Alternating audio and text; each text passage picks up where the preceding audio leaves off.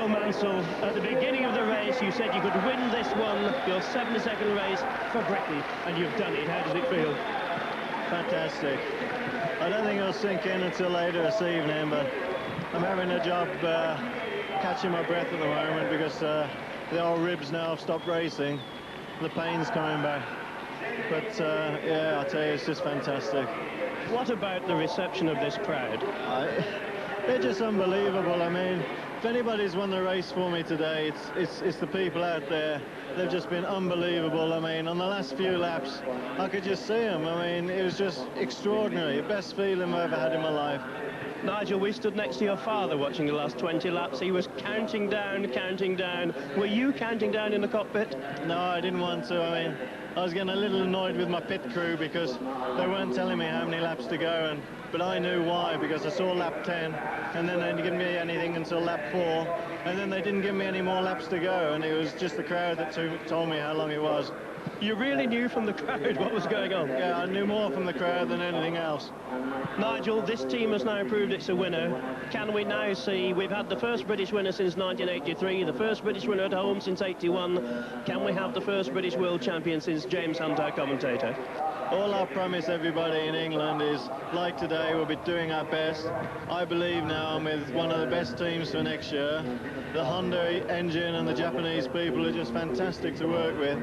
And my mechanics, I mean, God bless them. I mean, they've done a fantastic job.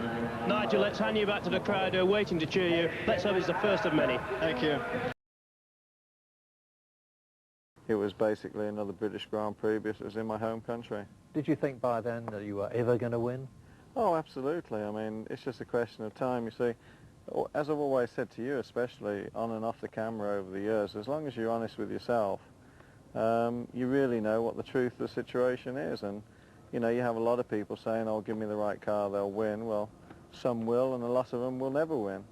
I always knew that given the right opportunity, we could do the job. And, you know, I think the nice thing about this conversation now is that at least I can say, well, you know, we did prove a point.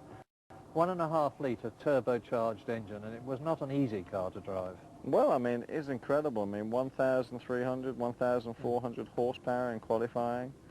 In race trim, we had about 900 horsepower. I mean, sometimes it was even in excess of 900 horsepower. I mean, no, in one word, I mean, the cars were difficult, but very exciting to drive. I mean, I loved it, the fact I went through this era with the turbochargers. But your team didn't actually show you your position as you were going by on the last 3 laps at all. No, I know. I don't know why they were doing that. I mean, perhaps they were worried I'd get too excited and perhaps fall off or something, but you know, I mean, teams do miscount the race laps occasionally, and sometimes they think they're doing you a favour by doing weird and wonderful things, but it didn't matter to me because I knew exactly where we were. There must have been enormous pressure on you. Were you thinking, one more lap and I'm going to win my first Grand Prix? It was more relief rather than pressure. It was relief that, you know, now we've actually achieved it. I mean, you set yourself goals, and those goals sometimes come later rather than sooner, and as long as you don't lose your objective and you lose the sight of what you are trying to achieve, then it will come, but sometimes it does take more time than you think. And now he comes out of clearways and takes the checkered flag, and Nigel Mansell has won the Shell Oils Grand Prix of Europe. He is exultant, he is exuberant, and he's got every justification to be. It was the first time a British driver had won a Grand Prix for 43 races. John Watson had won at Long Beach in 1983. And after all that, I think I'm right in saying that someone dropped your Shell Oils cut glass bowl. Yeah, smashed it.